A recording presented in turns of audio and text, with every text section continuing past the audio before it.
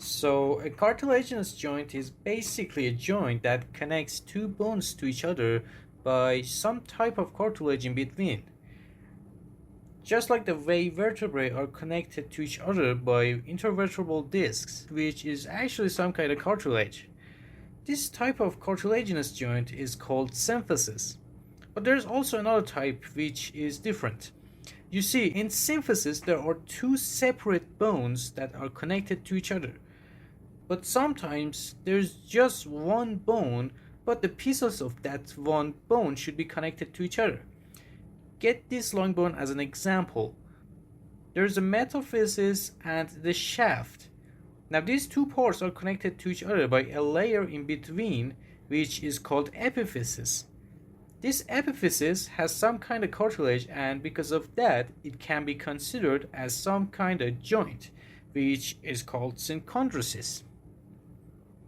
The very unique feature about this synchondrosis is that it can help the bone grow.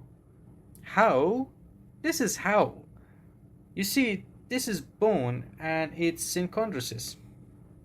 This synchondrosis is some kind of cartilage and it can grow bigger.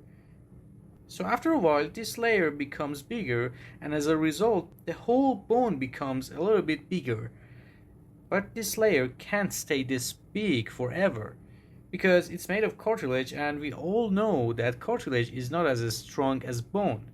So after a while a part of this turns into bone tissue and the rest remains cartilage for further growth.